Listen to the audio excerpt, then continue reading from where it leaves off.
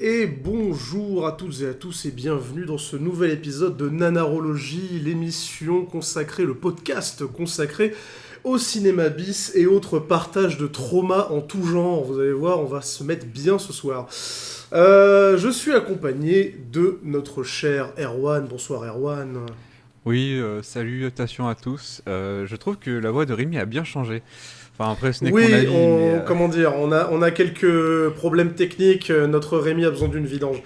On a enfin viré les deux créateurs de Nanarologie. Ah, mais tu fais bien de le souligner, effectivement. Ça y est, le putsch a enfin pris un plan de 2 ans longuement préparé qui aboutit enfin à renverser le podcast. Du coup, on peut lui changer de nom d'ailleurs. Nanarologie, c'est. Enfin bref, le mec, il planifie son truc. Et donc, nous sommes aussi accompagnés donc de Jason. Bonjour Jason. Yo, comment ça va? Ça va tranquille et toi? Eh Ça se bah, passe? ça va. Ouais, un peu traumatisé par le film qu'on a regardé, mais ça va, ça va. Ça, c'est normal, mais mes sélections font mouche la plupart du temps. Ouais, je vois ça. Ah ouais, mais c'est clairement pas conseillé quand vraiment t'es fatigué par contre. Parce que hier, la fin du film a été compliquée. Hein. Oui, mais enfin, on aura l'occasion justement de reparler des choix et des priorités du film, parce que tu noteras bien qu'ils ont bien pris le temps de développer un certain truc et que après le reste, bon, voilà quoi.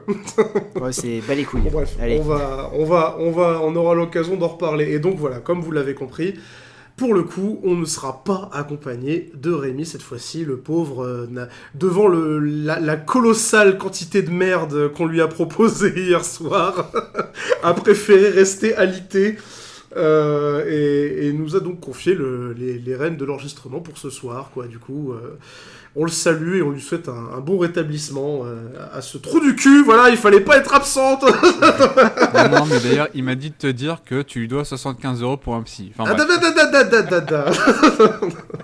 On en reparlera en temps et en heure, même si on commence à faire les comptes, Rémi, bon, hein bon. Je veux dire, la dernière orgie du Troisième Reich, j'ai pas encore fini de compter, hein. Enfin bon, voilà, quoi. Donc, le film dont on va parler ce soir, c'est donc cet étron légendaire parmi une certaine communauté. Je parle donc de Dragon Ball, le film, la légende des 7 boules de cristal. Déjà, est-ce que, parmi vous deux, est-ce que vous l'aviez déjà vu avant le visionnage d'hier soir? vas-y, Jazz, commence.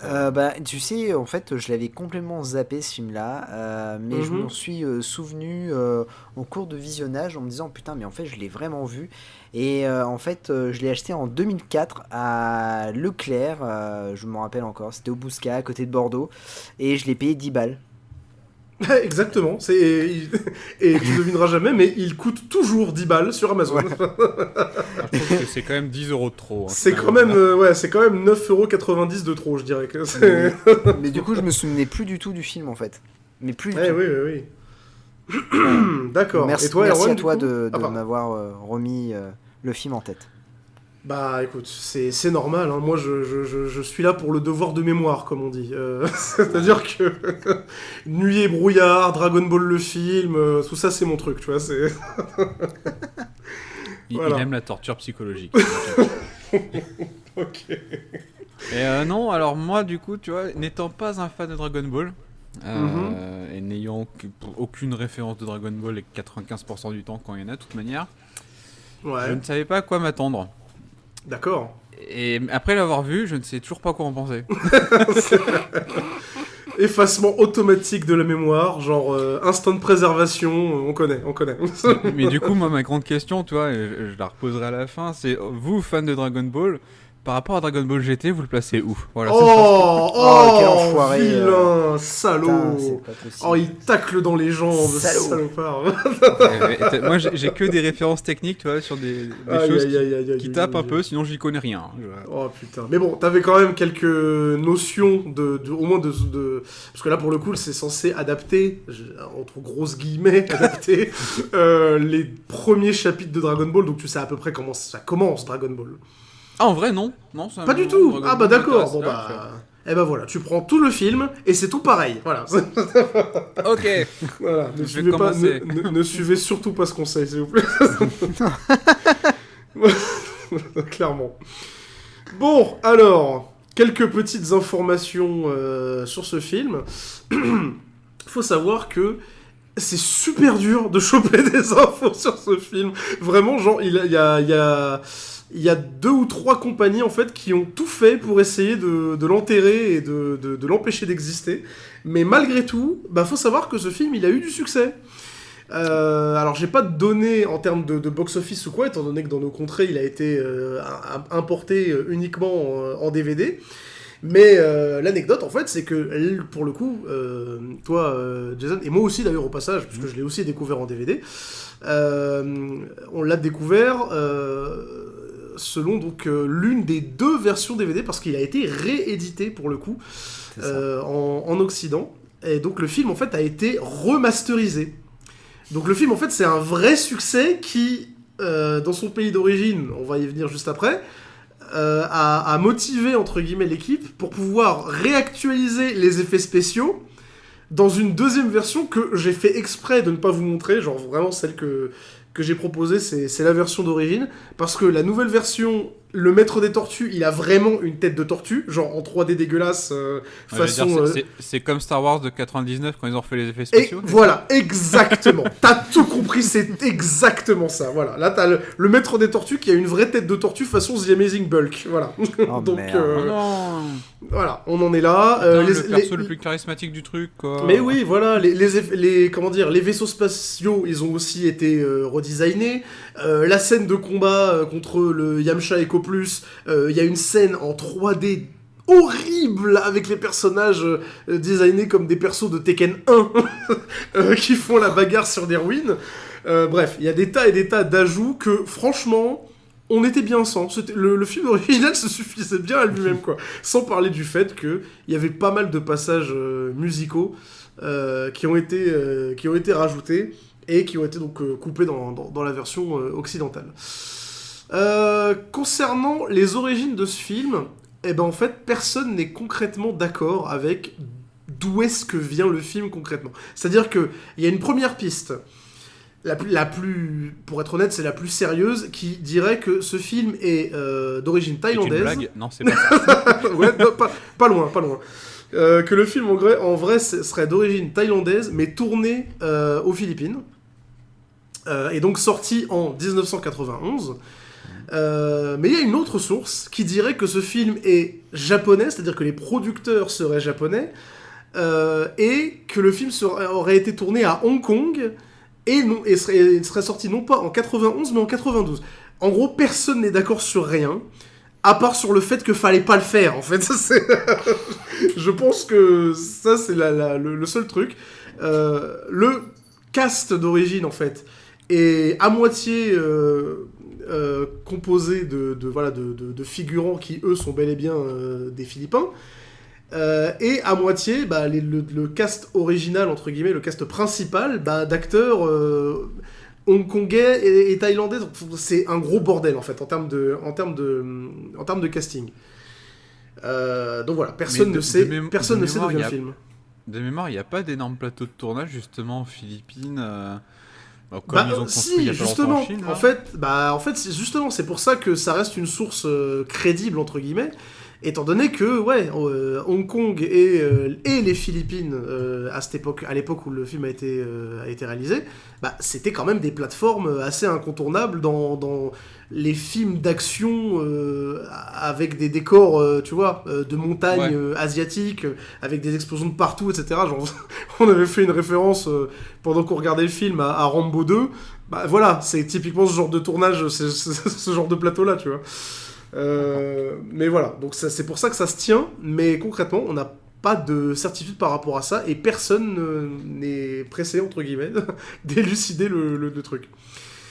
Alors, avant de parler du cast, de la distribution, etc., un peu dans le détail, j'aimerais quand même vous dévoiler la raison pour laquelle j'ai choisi ce film-là.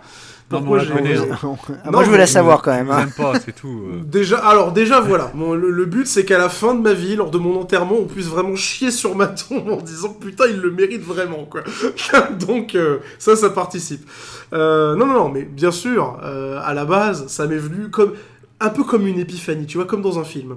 Le truc, c'est que dans le métier que je fais, si tu veux, je suis souvent amené à être en contact, on va dire, avec des jeunes, notamment des jeunes weebs, des fans de manga, d'animé, tout ça. Et vu la date de l'enregistrement, donc auquel et la date de visionnage donc de ce film, on n'est pas très très loin après la sortie de One Piece, la version live sortie sur Netflix. Ouais. Je sais pas si vous l'avez vu. Ouais, j'ai vu les 2 premiers épisodes, ouais. Vite fait, enfin bref. Voilà, quoi. Eh ben, je peux vous dire que, moi, personnellement, pareil, j'ai globalement à choisir entre... Elle est pas parfaite, bon, on pourrait en parler pendant des heures, mais je trouve que, globalement, c'était une plutôt bonne réussite. Notamment parce que j'ai dans la tête des tas de contre-exemples type Dragon Ball Evolution qui viennent me hurler « Contente-toi de ce que t'as, c'est déjà très bien !» Voilà, quoi. Et donc, en gros, c'est lors de ces discussions à base de... Parce que oui, pour le coup, les jeunes, entre guillemets, qui regardent One Piece Live, eux, sont plutôt divisés, partagés. Donc, très, très pinailleurs de « Oui, pourquoi Usopp, il a pas le long nez ? Oui, pourquoi Sanji, il a pas le sourcil qui s'entortille ? Oui, pourquoi Nami, elle fait pas du 95D ?» Enfin, voilà, c'est pas ça le vrai débat. Toi, t'as envie de dire, les gars, il y a quand même eu les animés Death Note, enfin les séries Death Note, Fullmetal Alchemist, nous cassez pas les couilles. Mais on a assez souffert. C'est exactement l'attitude de vieux con que j'ai décidé de prendre ce jour-là. et sous le coup de la colère, parce que bon, les pires erreurs sont souvent commises dans ce contexte-là, quoi. Je leur ai passé des extraits de ce film-là. Donc j'ai cru que t'allais dire j'ai remplacé le DVD par Dragon. Oh non, j'aurais pu, mais vous voilà quoi. C'est sous le coup du seum, l'air de dire non mais vous avez pas conscience de la chance que vous avez. Je leur ai passé des extraits et je me suis dit mais putain mais en vrai il y a trop matière quoi. Donc let's go, on va regarder ce truc là.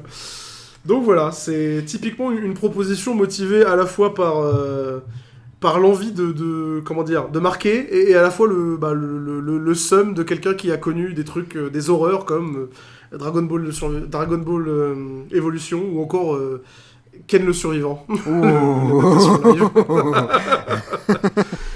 Et d'ailleurs, petite anecdote, apparemment, alors je sais pas, c'est source Twitter, apparemment pour les 40 ans ou les 60, je sais plus. Les 40 ans pour les 40 ans de la série.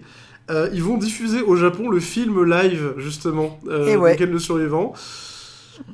Pourquoi ? Je veux le dire, plaisir de souffrir. Non, c'est pas ça. Non, mais c'est aussi cohérent que de passer... non, mais laisse tomber. Que de passer Bloody Mallory le jour de l'Aïd, quoi. Ça n'a aucun sens. Ah ouais. Ça n'a aucun sens. Oh putain, le grand écart. Ah, Rémi n'est pas là, ça dérape tout de suite. Ouais. Oh la vache, écoute, ça y est, c'est notre podcast maintenant, c'est bon, on fait ce qu'on veut, hein, on va tous vous faire enculer. Bref. Merci Rémi, tu vas avoir beaucoup de montage à faire. Non Laisse tomber. Il va mettre des bips à plein d'endroits. Mais arrête, le projet il a été lancé avec l'objectif de se faire cancel le plus vite possible, on a pris beaucoup de retard je trouve sur cet objectif. Enfin, bon, quoi qu'il en soit. Donc voilà, dans l'idée c'était ça. Du coup, on va parler vite fait de la distribution, ça va aller extrêmement vite puisque la totalité des acteurs n'ont fait que Dragon Ball, la légende des 7 boules de cristal, dans leur carrière. C'est tout. En même temps, vu à leur jeu d'acteur, c'est tellement pas surprenant. Voilà, c'est exactement ça. Alors bon, il y a encore une fois, il y a certaines sources qui se croisent. L'acteur qui joue l'homme tortue aurait joué dans 2-3 films historico-asiatiques, enfin historico-chinois. Vraiment, c'est de l'ordre de l'anecdotique.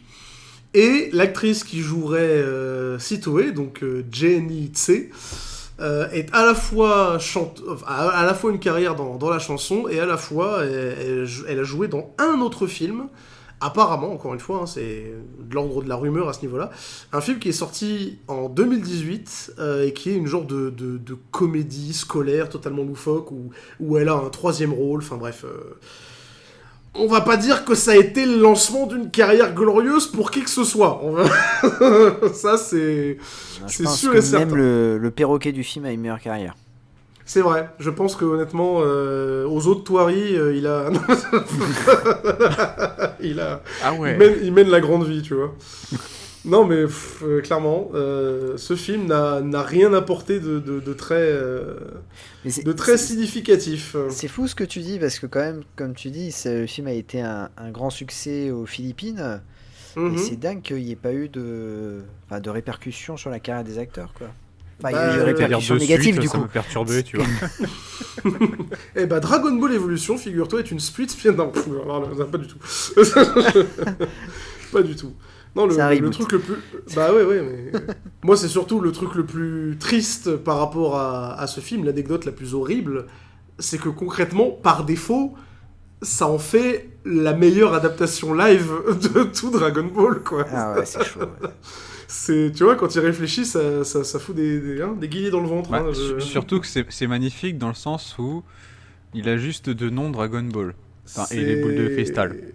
Non, les boules du dragon. Non, attention. Alors là, attention, on va pas emmerder le copyright. Hein. Ça, c'est. Ah voilà, tu vois à quel point c'est vraiment c'est le meilleur film Dragon Ball, mais il est copyrighté. Mais oui, c'est ça. C'est l'un des aspects un peu chelous d'ailleurs de cette adaptation, c'est que les personnages correspondent pas mal, on va dire, aux descriptions des personnages du manga.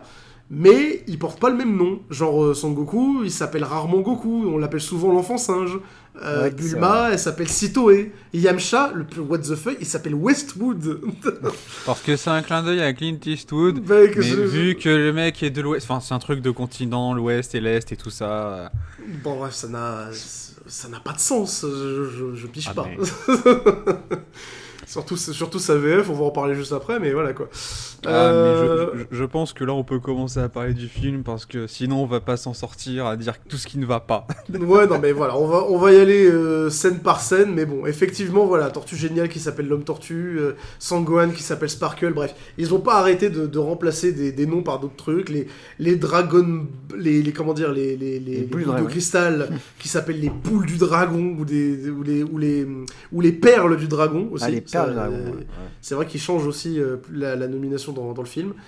Et donc voilà quoi, ça part en sucette. Au niveau doublage, dernier truc avant de commencer à parler des scènes du film une par une.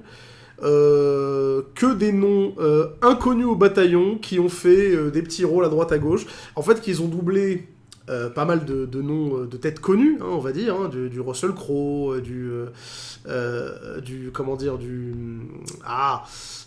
Catherine Hagel, du Bob Hoskins, mais que dans les films pour lesquels on les reconnaît pas, tu vois. Genre Bob Hoskins, ça va être dans Hollywoodland, Outlaw. On s'attend pas à ces rôles-là, quoi. Donc c'est plus des deuxième voire troisième voix d'acteurs connus et pour le coup, comme on le voit aujourd'hui, des voix d'acteurs qui n'ont pas percé dans des films totalement oubliables, juste histoire d'avoir un petit cachet pour payer le loyer, quoi. À mon avis, je pense que c'est comme ça que ça s'est goupillé.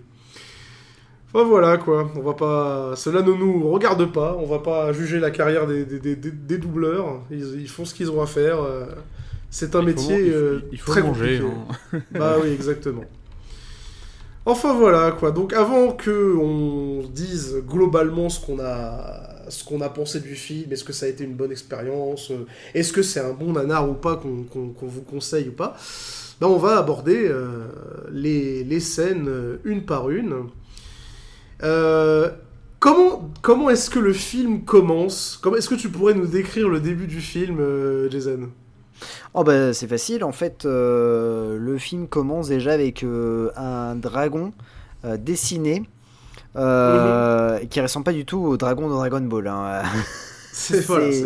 C'est le dragon dégueulasse, et ça me fait penser en fait à l'adaptation de City Hunter avec Jackie Chan, où les dessins en fait, tu crois que c'est des dessins officiels et pas du tout en fait. C'est des dessins qui ont été faits par un dessinateur hongkongais. Et ben là c'est pareil. Donc on a le dragon qui nous montre le titre, Dragon Ball. Et du coup, à partir de ce moment-là, on se dit, on est tout de suite dans l'ambiance Dragon Ball, puisque on est dans un village des Philippines. Et là, tu te dis, ah, qu'est-ce qui se passe? Et c'est un village des Philippines qui était pourtant très tranquille au départ, et qui va exploser. Voilà, il va se faire défoncer par des méchants, finalement. Oui. Donc, et la scène dure 3 plombes, et il y a un budget explosif phénoménal. Vraiment. Ce qui est paradoxal par rapport à la scène finale. Tu vois, c'est vraiment là, ils mettent vachement de temps pour faire exploser le village, alors que bon, on verra tout à l'heure qu'ils rush vachement. Oui, c'est ça. Enfin, voilà, comme j'ai dit en intro, le film a des priorités discutables, au mieux discutables, quoi. Parce qu'on s'attarde sur pas mal de trucs. Le scénario Dragon Ballesque ne fait pas partie des priorités, clairement. Voilà quoi, donc globalement c'est ça, c'est le dragon en dessin animé, très copie originale, ne pas voler s'il vous plaît. En fait c'est un calque, j'ai l'impression. Tu sais, les gamins, tu sais, qui essaient de reproduire, et ils ont dit oh bah ça il ressemble, allez on va le coller, c'est parti. Et puis bon bah... Et voilà, et pour être sûr, on va swipe les couleurs pour faire en sorte à ce que ce soit bien fluo dégueulasse, comme ça personne ne le voit. Ah bah c'est vraiment le dessin de son petit neveu qu'il a pris, hein. Mais oui. Après, qu'est-ce que ton petit neveu vient foutre dans une réelle hongkongaise, thaïlandaise, philippine? Non mais je parlais du neveu du réalisateur, hein, après. Ah, pardon. Oui, bah oui, tu me diras, ça expliquerait beaucoup de choses. Non, surtout... t'es graphiste, t'es payé en visibilité, ça marche pareil. Hein. Bah, les temps, comme les œufs, sont durs. Hein. À l'époque, c'était déjà le cas. Donc ouais, faut trouver le moyen. Ouais, et donc ouais, du coup, ce village se fait attaquer, mais pourquoi exactement, Erwan? Est-ce que tu te souviens? Ah oui, alors car en fait ce sont les méchants... pardon, fallait vraiment que je la place. Non oui, ils attaquent ce village parce qu'en fait ils recherchent une chose, ils recherchent une boule du dragon.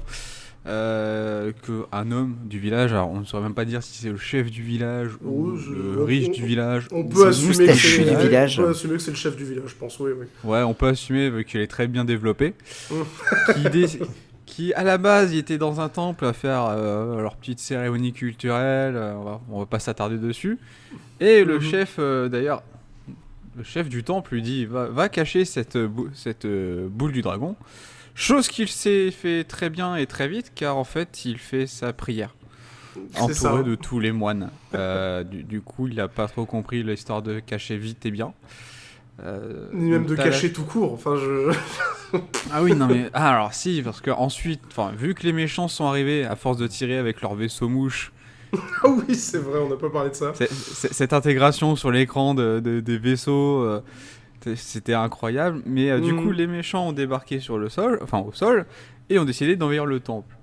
Du coup, pour cacher la boule du dragon, effectivement, t'as, on va dire, la quinzaine ou la vingtaine de moines qui font un cercle autour du chef du village pour le protéger et protéger la boule du dragon. C'est là justement que notre plus grand le méchant principal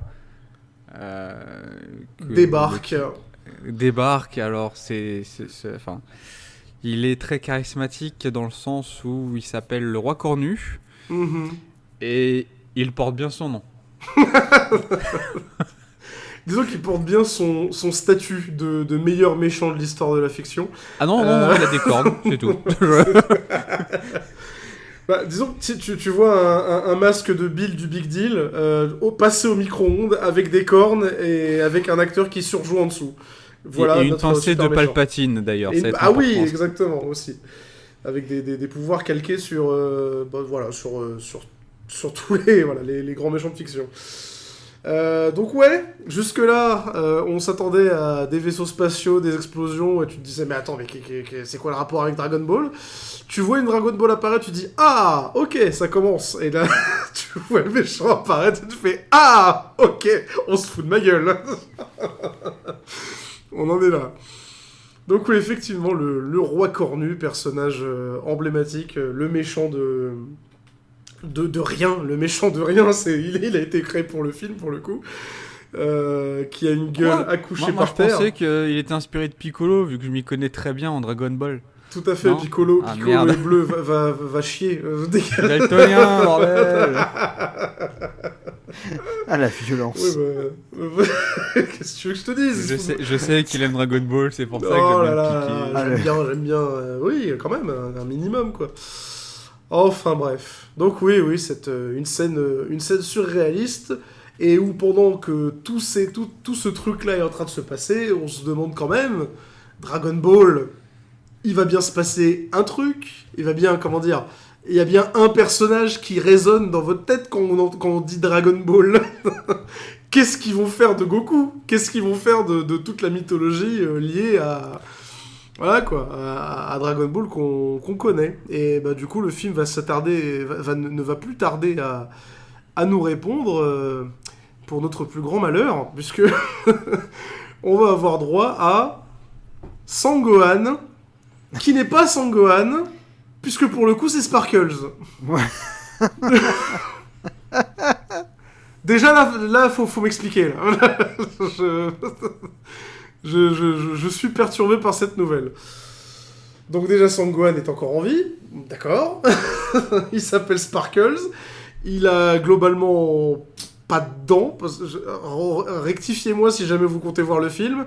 Est-ce que cet acteur a des dents? Non, je crois qu'il a pas de dents. Pas possible, il a pas de dents.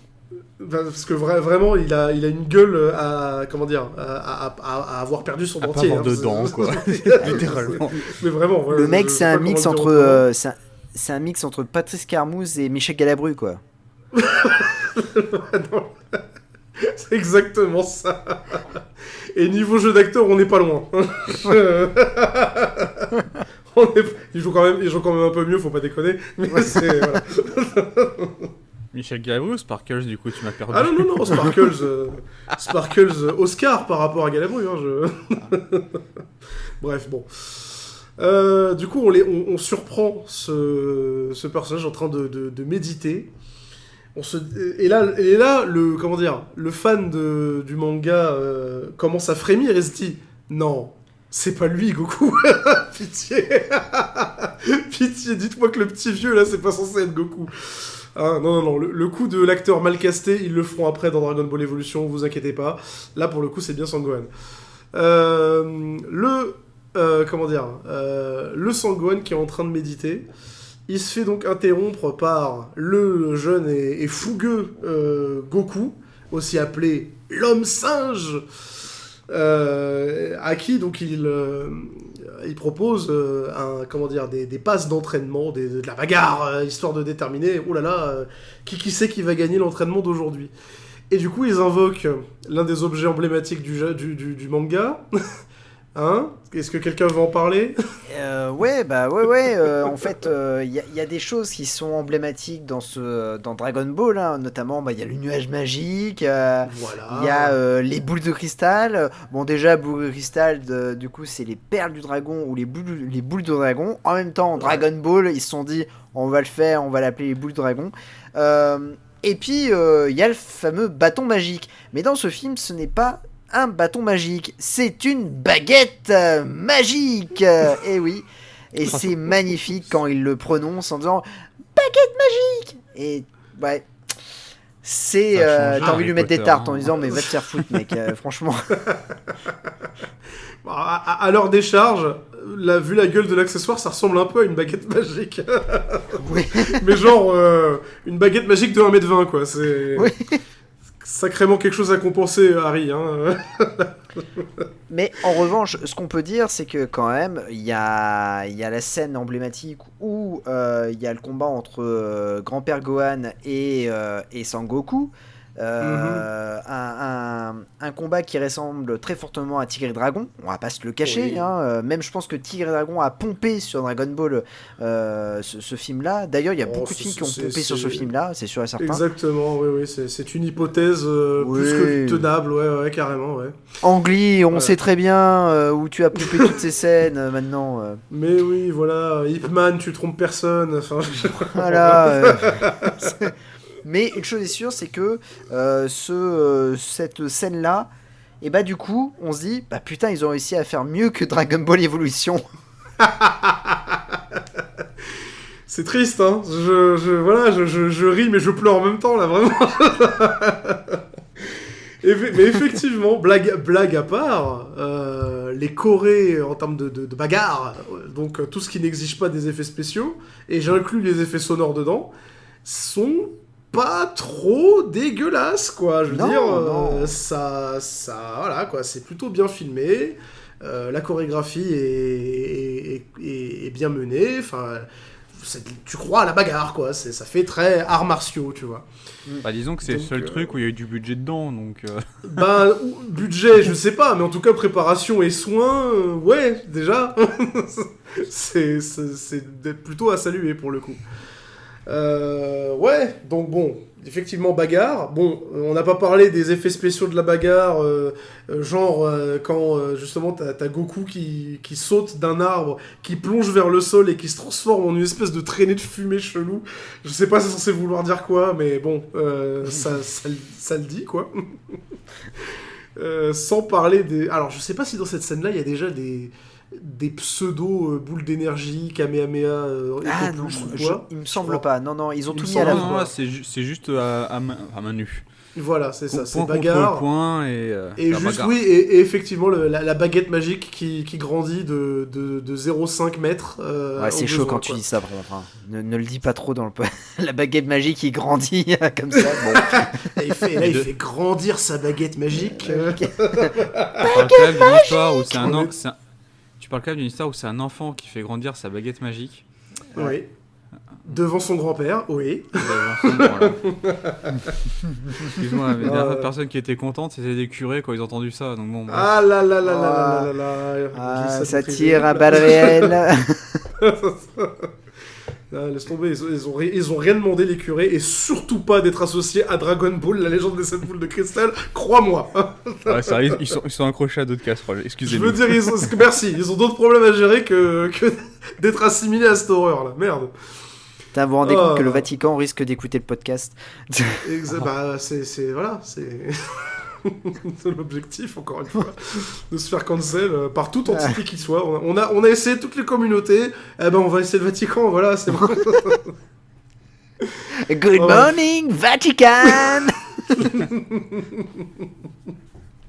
Ah, voilà quoi. Du coup, le PP qui réussit, enfin comment dire, le match entre les deux est plus que très très serré. Le papy perd de justesse, mais il accuse le gamin de tricherie, et du coup s'ensuit un genre de rap culinaire. Ah, il y a eu un battle de rap chelou quand même avec des ingrédients de cuisine. Avec Ouais, alors moi, un tu vois, sac de riz, un pot de crème. Moi, j'ai l'impression que c'était le mode Shifumi mais version nourriture. Mais C'est oui, mais... le sac de riz est battu par le pot de crème parce Mais oui, que non, je sais ouais. pas, ça allait pas bien Non, dans voilà, cette scène c'est- de ce qui se passait. Non, le pot de crème bat le sac de riz, c'est dans les règles, voilà, va consulter, je sais pas. Mais n'empêche, tu vois, cette scène était importante parce que du coup, c'était pour t'amener sur la transition où bah, ils ont faim. Oui, Et vu que bon, vous connaissez Goku, c'est un énorme mangeur, donc il se dit Oui. tiens, bah, je vais voir dans la jungle ce que je vais ramener à manger. Genre un éléphant. par exemple. C'est littéralement ce qu'il a dit. Hein. Je veux bouffer un éléphant parce que c'est assez gros, il y a assez de viande, machin. Non, mais moi, c'est surtout la réplique derrière qui m'a fait tilter. C'est genre, oui, non, ramène pas d'éléphant parce que c'est trop dur à mâcher pour mes dents. Genre, c'est la seule chose qui t'empêche d'aller chasser un éléphant. C'est que la viande est trop dure. Ok, très bien.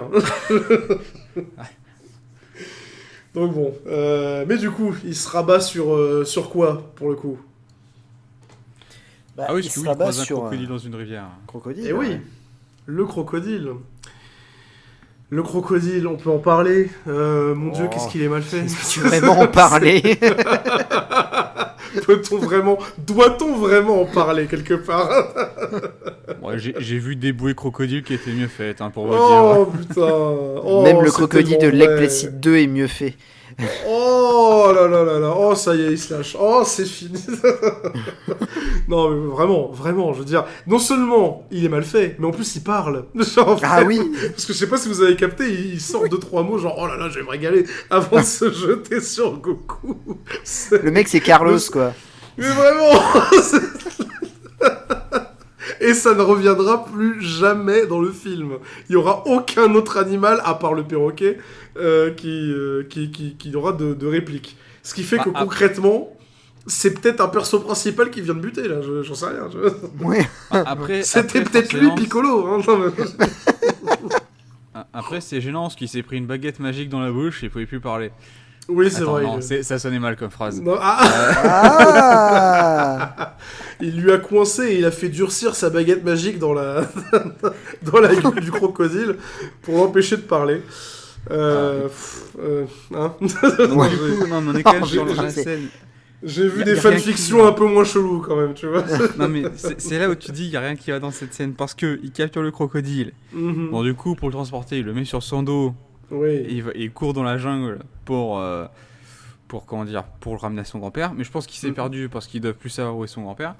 Mhm. Et c'est là qu'on fait la rencontre de notre fameuse vraie fausse Bulma. Non, c'est pas ça.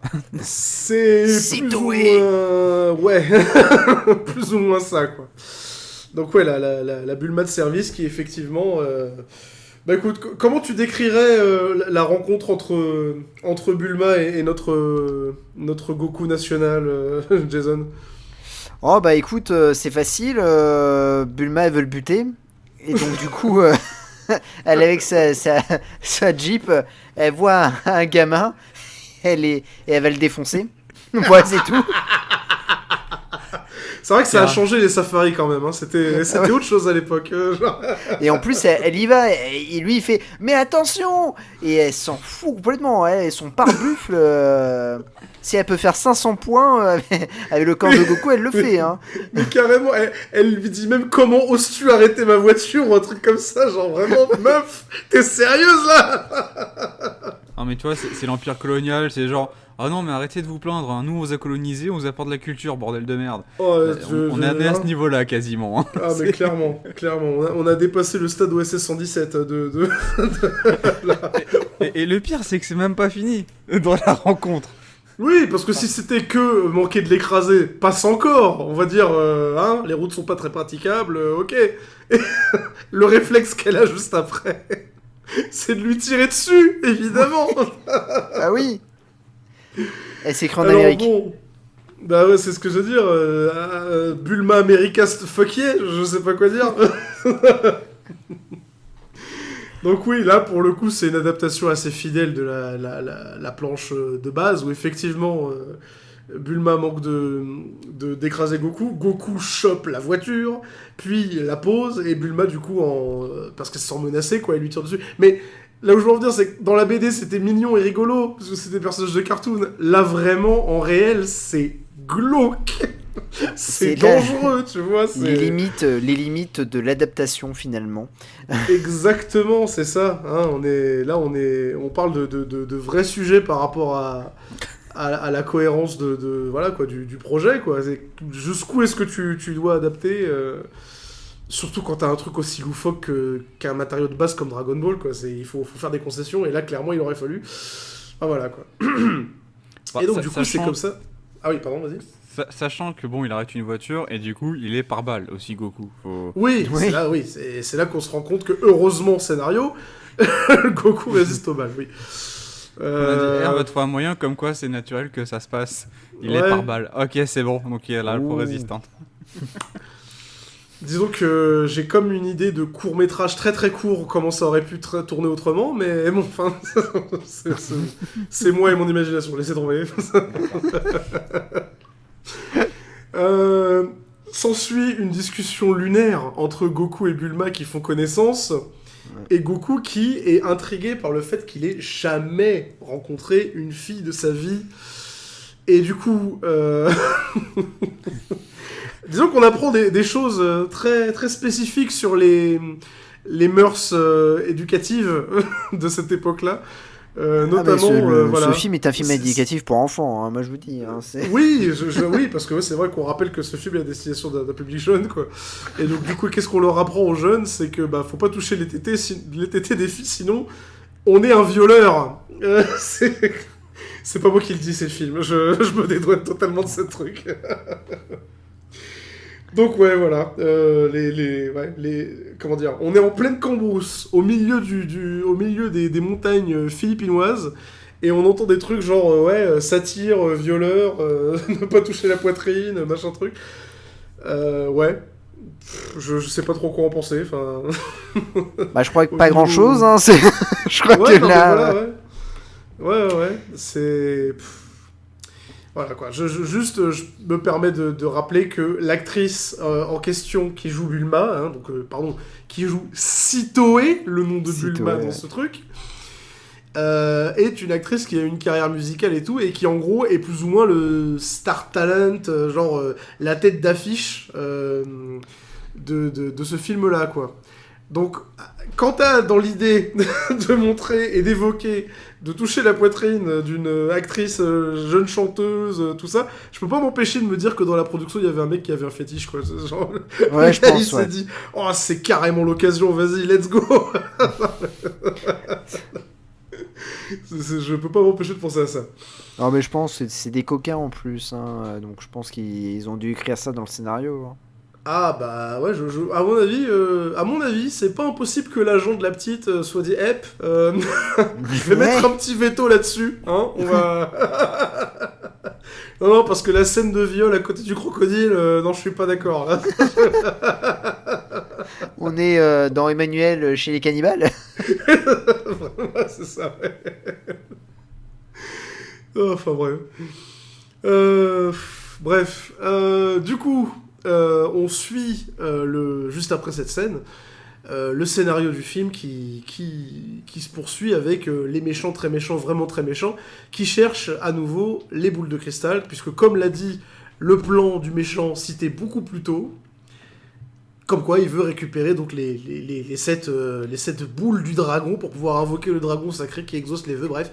Vous connaissez le scénar du manga, quoi. Ah, ils sont pas foulés niveau scénario. Hein. Ah bah écoute, voilà, là pour le coup, adaptation fidèle. Ah ouais, totalement.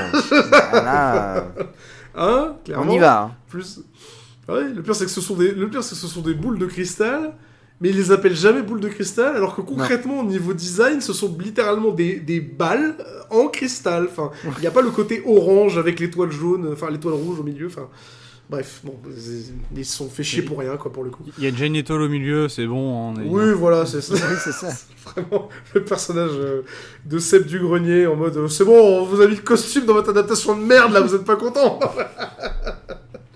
Je pense que vraiment il était comme ça le réel. Donc ouais, du coup ils poursuivent leur recherche des 7 boules de cristal, mais en étant particulièrement armés jusqu'aux dents avec des putains de tanks, des armes de destruction massive. En somme, c'est un petit peu la guerre du Vietnam mais version Dragon Ball. Qu'est-ce qui se passe? Donc ouais, en gros c'est des gros tanks bien vénères. Tout ça pour choper des boules dans des villages paumés. Un peu surcheaté le roi cornu, quoi. Enfin bon, voilà, quoi. Donc ouais, énormément de flingues. Mais c'est cette bande de truands armés jusqu'aux dents, ils se dirigent vers la cabane de Pépé. Parce que Pépé, le trésor du Pépé, c'est, donc de Sangohan, c'est justement l'une des boules de cristal. C'est une boule. Non, pardon, excuse-moi. Eh oui, la boule magique. Non, mais c'est toujours à ce moment-là, en plus, où tu arrives sur les conversations, non, c'est « Ah non, vous n'aurez pas ma boule !» Putain, mais c'est... T'es là, attends, moi, je regarde quoi, un début de film érotique ou le Dragon Ball? Je sais plus. Chope-lui ses boules. Non, quoi. Donc voilà, on se retrouve à attaquer une cabane perdue dans la forêt. à base, à coups de lance-grenades, d'explosifs en tout genre, de mitrailleuses, j'en passe, c'est des meilleurs, pour un PP. Alors bon, on regarde vraiment une adaptation fidèle de Dragon Ball, voilà.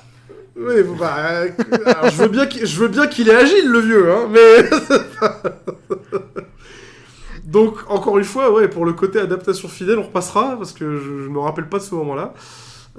Mais surtout, voilà, le PP, du coup, finit par se faire avoir. Notamment, il y a la scène où il se barre dans un espèce de tunnel secret au milieu de la pièce où il est en train de méditer. Et on s'aperçoit en fait que le tunnel, il est relié au puits qui est juste à l'extérieur de la maison. Et le méchant, il trouve rien de mieux que de balancer une giga-grenade dans le trou en question pour faire exploser le puits à l'extérieur. Enfin, ouais. Genre vraiment, ils ont 0 temps, les méchants, à dépenser, tu vois. Ah bah, ils sont clairement pas allés avec le dos de la cuillère, tu vois. Alors, ah ouais. On attaque, on y va comme ça. Ok. Oh putain, genre, mais giga vénère pour un vieux, quoi. Bon, c'est ce qui est fait, et du coup, bah, le vieux, il se fait... alors, on sait pas, pour l'instant. Ouais. Parce que bon, on le saura plus tard qu'il s'est fait capturer et tout, mais en tout cas, il a disparu. Bon, évidemment, tu te prends une grenade dans la gueule, tu meurs, hein, on est d'accord. Ouais, voilà, on s'attend un peu à ça. Mais bon, vous verrez que le final du film n'est pas sans autre incohérence et raccourci. On y viendra. Et donc, du coup, s'ensuit donc, le début du périple de Goku et Sitoé pour pouvoir retrouver à la fois la boule de Pépé. Et oh, cette phrase. Non pas les boules de Pépé. Et en même temps, le Pépé assorti à la dite boule. Calme-toi, Zach, calme-toi, ça va bien se passer. Et donc s'ensuit donc un début de voyage à dos d'éléphant à base de Stand By Me à rechercher donc des personnages ou des gens qui auraient entendu parler de Boule de Cristal, puisque pour le coup, hein, comme dans le manga, Bulma aka Sitoé recherche les boules de cristal pour pouvoir exaucer son vœu. Elle-même a entendu parler de la légende. Et donc voilà, Goku va l'accompagner. Et donc, dans son trajet, ils vont rencontrer le deuxième meilleur personnage du film. Oh oui. Ah oui. Tiens, parle-nous-en, Erwan. Alors j'ai oublié son nom. Mais, c'est Olong. Olong. Ah voilà, Olong. Il se fait appeler Piggy dans le film. Piggy, ouais, c'est ça. Ouais. Non mais ce personnage est une gênante parce qu'on... Première fois qu'on le voit, il court sur une jeune fille. Enfin, une jeune fille. Une enfant. Oui, merci. Voilà. Ouais, 12 ans. Parce qu'il veut se marier avec, c'est ça, de mémoire ? C'est ça. Je pense que la VF a considérablement allégé le propos, mais... Ouais, je pense qu'ils sont un peu censurés. On a dit, oh les gars, ça va un peu loin cette histoire. C'est ça. On va se calmer sur les propos douteux. Mais ouais, non, c'est vraiment plus le comble de la tête du vieux pervers. En plus, oui, ce qui ressemble à un cochon... À ce moment-là, ouais, c'est ça, un cochon noir qui course après une jeune fille en disant je vais la marier. Donc Goku intervient et avec Sitoé. Non mais c'est lunaire parce qu'ils interviennent en lui disant non tu peux pas faire ça. C'est en mode oh mon dieu, il y a une raison logique de ce film qui t'explique qu'est-ce qui est bien et pas bien. Ouais. Non, tu peux pas faire ça aux filles, c'est du viol machin. Ok, bon, c'est en mode you. On évolue un peu, on est dans les années 90. C'est un film éducatif, sorti en début 90. Bon. Ah oui, non mais c'est éducatif, mais c'est compliqué quand même. Non, voilà. et donc il y a quand même un mini combat entre Olong et Goku. D'ailleurs, si on peut appeler ça un mini combat. Oui. il tape dans le ventre, ça rebondit, après il trouve une stratégie, puis voilà. Oui, parce que Olong est bien portant. Oui, voilà quoi. Donc après, Olong en fait nous explique que c'est un magicien et qui a le pouvoir de se transformer. Ah putain. Donc là, on arrive quand même sur une scène qui est assez incroyable parce qu'on... Pardon, excusez-moi, il y a mon chat qui est complètement taré.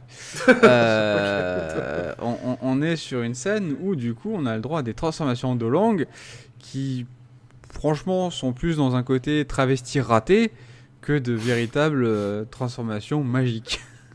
C'est là qu'on se confronte, on va dire, aux limites budgétaires du film en question. Effectivement, les transformations de Oolong, notamment la première que l'on voit, à savoir le blackface le plus scandaleux de l'histoire du cinéma. Ah ouais, même Goku le dit. Hein. Ah non, mais vraiment. Et surtout la réplique de Goku, genre, mon grand-père n'a jamais dit qu'il existait des gens aussi noirs. Waouh, putain. Aïe, les années 90, wouh. Ouais, mais 90 aux Philippines, il y a aussi, faut remettre des fois des choses. Oui, bah écoute, années 90 tout court, parce que je te rappelle quand même que cette réplique, tu l'as entendue en quelle langue? En français, oui, ça a été validé en français, cette réplique, donc merde. Ils auraient pu changer. Bref. Peut-être que ça a été changé d'ailleurs dans la deuxième version avec des graphismes revus à la hausse et de la 3D. Allez savoir, peut-être que. Eh ben, tu le regarderas et tu nous diras. Hein, voilà. Eh ben, vous savez quoi? Je vais faire ça. Déjà, je vais faire ça de suite. Allez, c'est bon. Donc ouais. Oolong dans le rôle d'un immonde pervers qui cherche à marier, entre grosses guillemets, une gamine qui elle-même dit qu'elle est bien trop jeune et qu'il est trop moche en plus. la vérité sort de la bouche des enfants. Hein, C'est vrai qu'il est bien moche. Hein. C'est vrai qu'il est bien dégueulasse en plus. Niveau charisme, oui, il en est très très loin. Hein, Oui, exactement. Et qui finit par se réconcilier avec Goku, donc parce que les meilleures histoires d'amour et d'amitié surtout commencent sur une tentative de viol, c'est bien connu. Et du coup, il se lie d'amitié entre guillemets, parce qu'en fait, chose qui vous a sûrement échappé, ils ont un ancêtre commun. En fait, le Goku en question, il est descendant donc, du roi singe, de la légende, blablabla. Dans ce lore chelou, hein, pas dans Dragon Ball pour le coup, et dans ce même délire, le Piggy là en question, il descend aussi d'une espèce de créature mythologique qui était frère avec le roi singe. Du coup, par descendance, ils sont plus ou moins frères. Et quand j'ai entendu ça, je me suis dit bon allez, on n'a pas que ça à faire de s'attarder là-dessus, mais je trouve ça tellement con que voilà, je le dis quand même. Non mais c'est quand même, t'es sur de la logique où, en soi, je veux dire, Zach, t'es mon frère, parce que Adam et Ève. Bah carrément, de ouf. Vas-y, viens frérot, voilà. on va se rouler des pelles. Quoi Non, pardon, on s'écarte un peu. Non mais on est quand même sur cette logique-là. Enfin, elle est incroyable. C'est trop bien, putain, vraiment. Mais surtout, c'est même pas que ça, parce que la logique de on est frères parce qu'on a ancêtre commun, pourquoi pas? Le fait que ça suffise à désamorcer une tentative de viol, voilà quoi. Et la bagarre qui s'en est suivie en plus. Bon, bref, c'est génial. Et donc, pendant que toute cette histoire se fasse, parce qu'entre-temps, il y a Oolong qui a essayé de s'enfuir en se transformant en chauve-souris et tout. Chauve-souris dégueulasse. Chauve-souris dégueulasse, qui est mieux faite, non je déconne, elle est encore plus dégueulasse, dans la version remasterisée. Genre, tu vois un Nosferalto fait sous Paint, mais avec l'option 3D. Ouais, c'est Mortal Kombat Destruction Finale.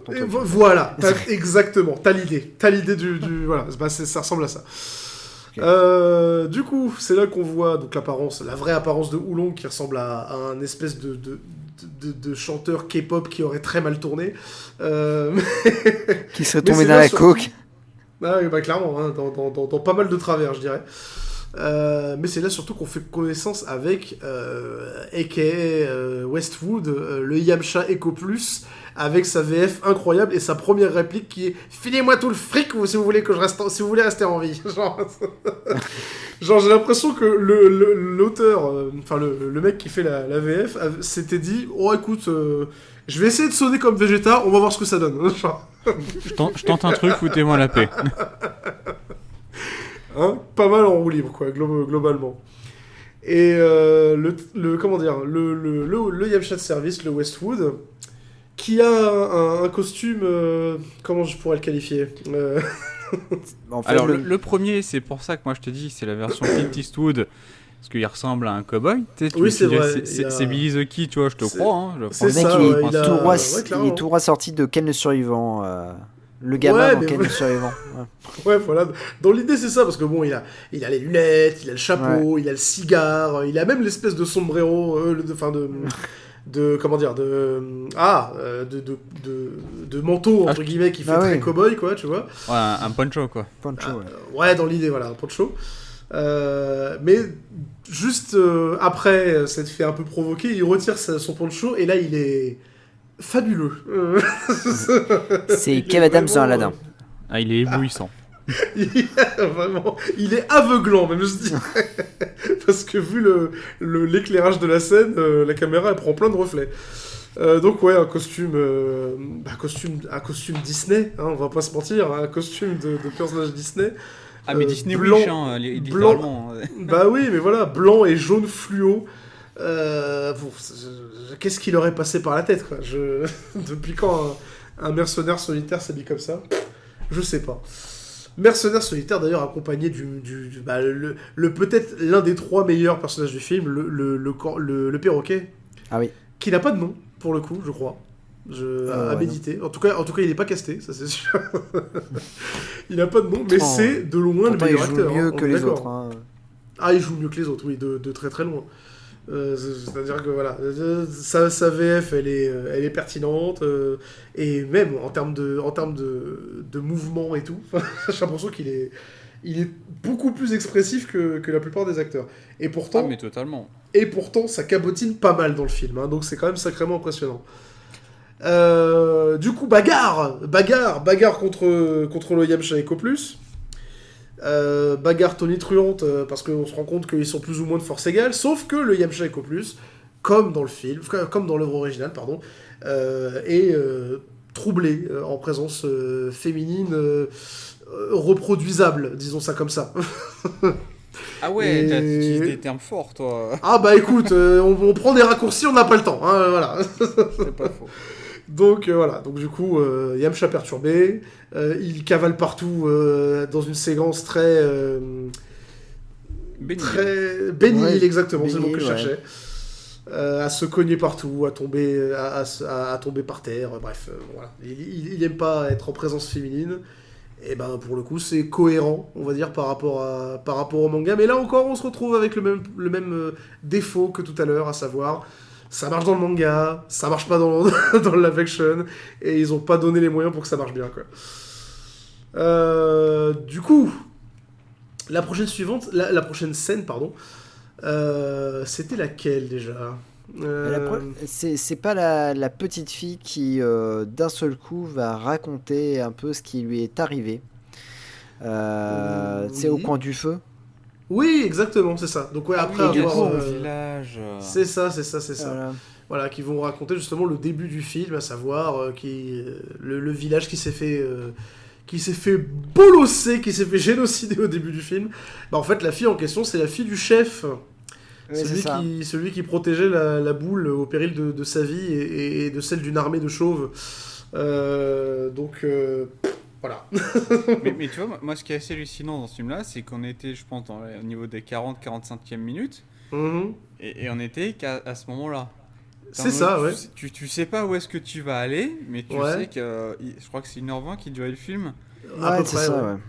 Tu sais que tu dis, putain, s'il continue à faire du développement et encore à rajouter des choses, tu te dis, la fin va aller très vite. C'est exactement, ce qui s'est passé. C'est ça. C'est ce qui globalement s'est passé. Mais ça s'est passé parce que, comment dire, le fait qu'on en soit qu'à là dans le scénario au bout de 45 minutes, ça aurait pu passer si jamais les 45 autres minutes auraient servi à vraiment développer le scénario. Mais non, on est parti sur autre chose.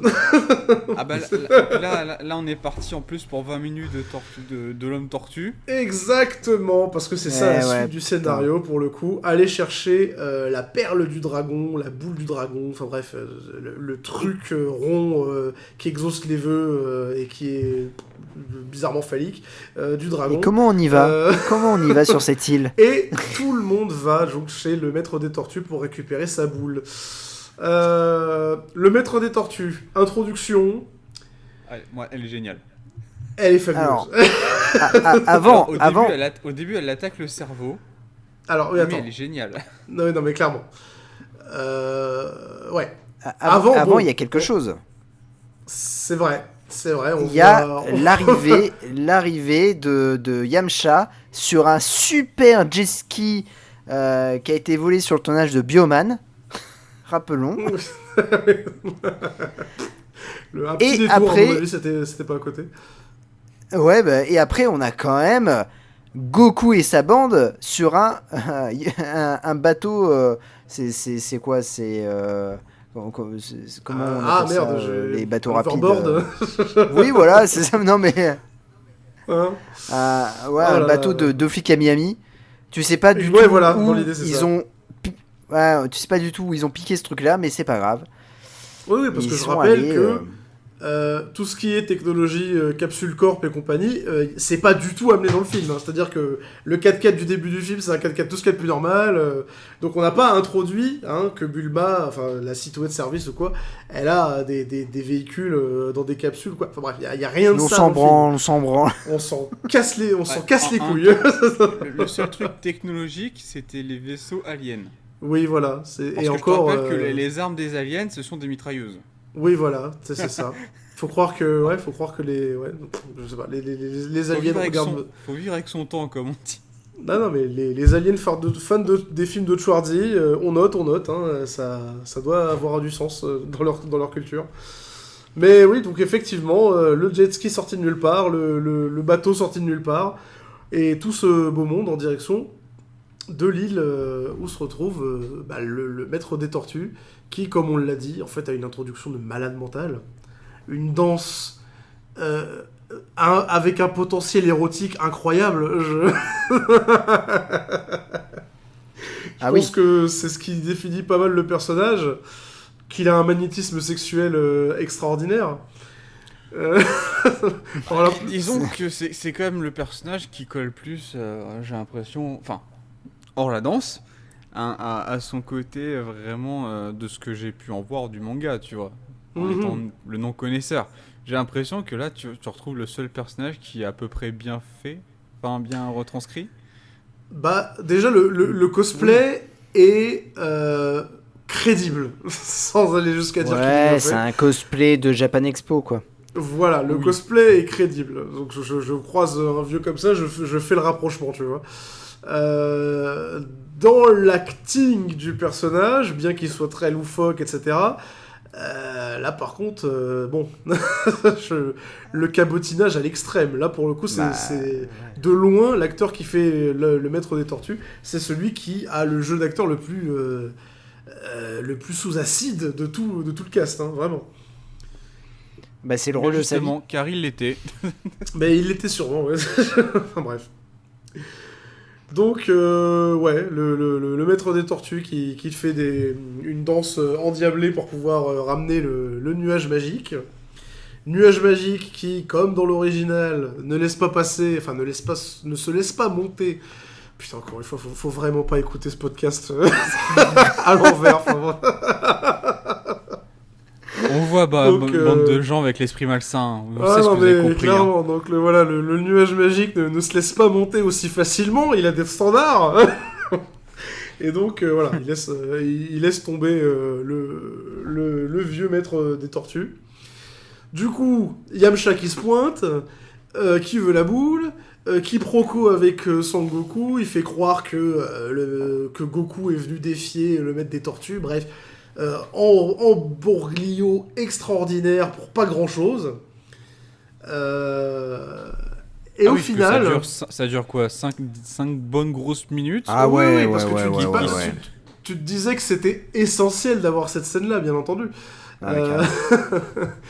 Et résultat des courses, pour pouvoir déterminer qui c'est qui ment, alors le meilleur tribunal du monde, hein. Le maître des tortues décide de faire monter justement sur le nuage magique à la fois Goku et à la fois Yamcha, et celui qui ne parvient pas à rester sur le nuage, c'est forcément celui qui a le cœur pas pur, du coup c'est celui qui ment, quoi. Du coup Yamcha il tombe, Goku non seulement il réussit à monter sur le nuage, mais en plus il fait un tour avec la même animation, tu vois, à 2 frames par seconde des vaisseaux spatiaux.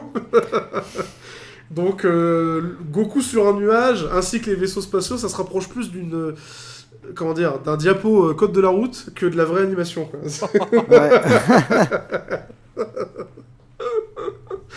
Donc, bon, voilà.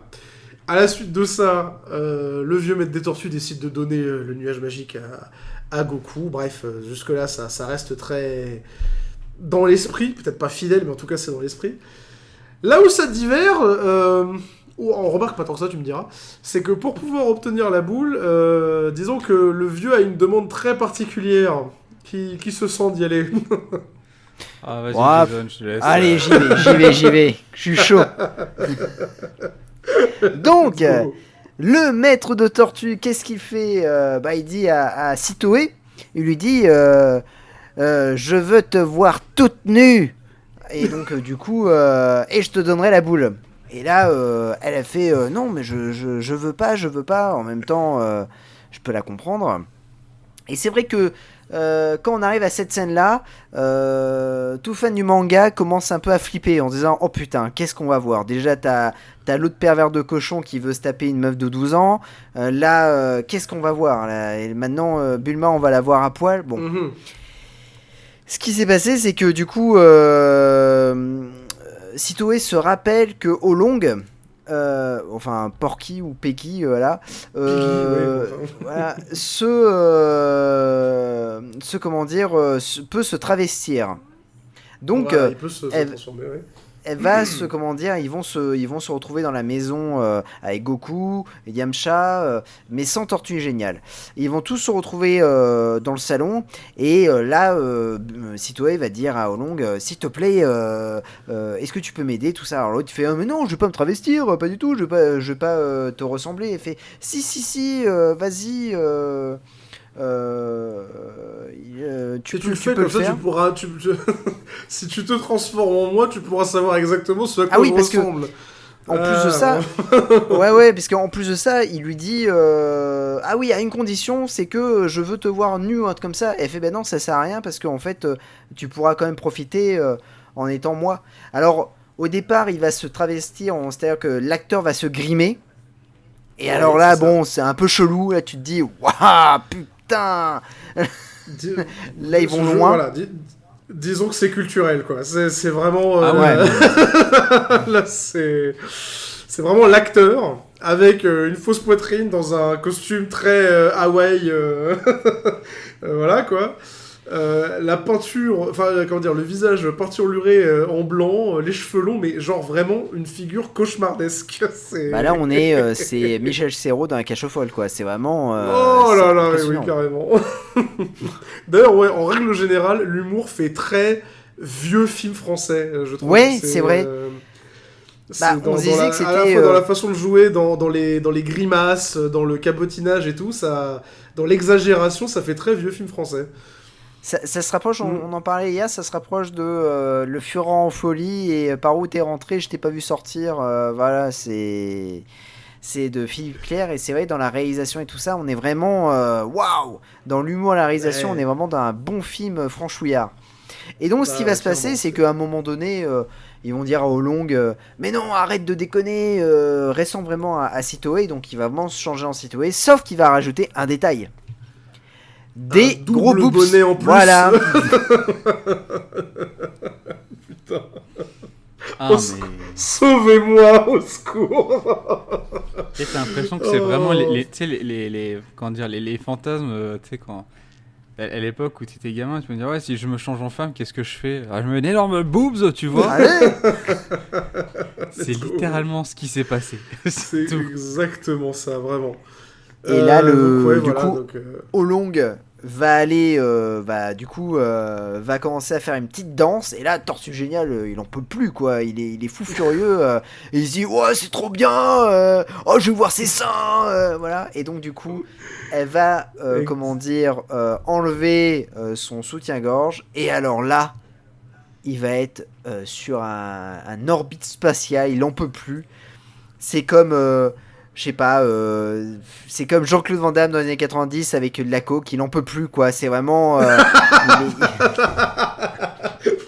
Parfaite analogie. Là, on est... Ah oui, non, mais là, c'est une overdose qui nous fait. Ah ouais, c'est une overdose. Clairement. Ah, une gueule à coucher par terre. Qui est ma nouvelle pépé Twitter, d'ailleurs, sachez.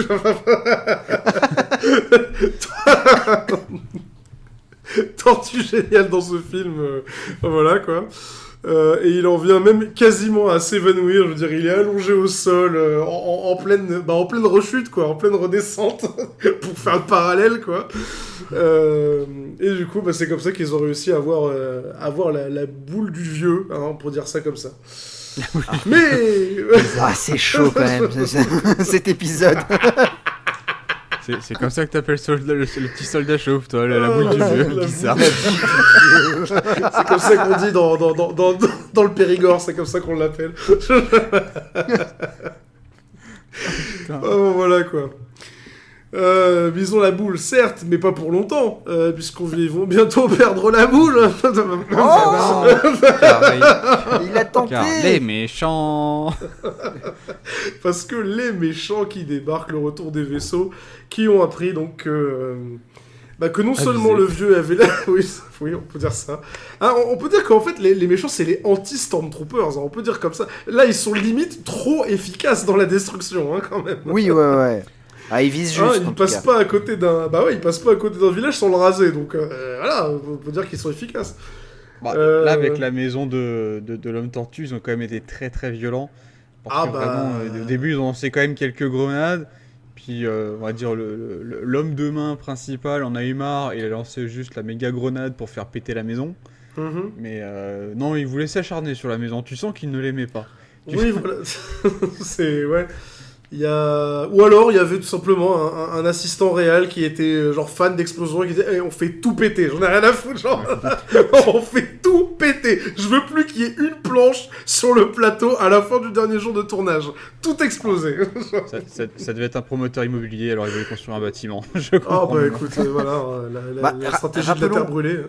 Rappelons juste, parce que c'est vrai qu'on n'en a pas parlé, hein, les deux gardes de ce roi cornu qui sont tout simplement les sosies de Peter et Sloane sous crack. Oui, c'est ça. Oui. et donc du coup en fait les mecs ne rigolent pas du tout pendant le film et c'est vrai que eux ils ont aucune pitié, hein. Aucune pitié. Alors là, tous les décors ils font tout péter. Hein. Ça tombe bien qu'ils rigolent pas du tout pendant le film, puisque ça leur aurait demandé de jouer, et visiblement ils savent pas faire. Donc, c'est vraiment des monolithes qui tirent en veux-tu, en voilà, et plus ça explose, mieux c'est, quoi. Donc, malgré le fait qu'ils ont envoyé un petit commando pour pouvoir récupérer, donc, alors, les 3 boules de cristal, puisque techniquement il y a celle du vieux, celle que Bulma avait, et une troisième. Yamcha, celle de Yamcha. Oui, je crois. Oui, celle de Yamcha, exactement. Donc voilà, récupérer les 3 boules. Et malgré le fait qu'ils ont récupéré les 3 boules, donc comme on l'a dit, ça leur a pas empêché d'exploser la maison la Kame House, quoi. La Kame, t'as compris. C'est marrant. Et donc, du coup. On valide. Du coup, forcément, le maître des tortues, il l'a mauvaise. Du coup, il rejoint la bande des gentils. Et c'est là que le spectateur avisé se rend compte que il reste que 10 minutes de film. Vite, qu'est-ce qu'on fait?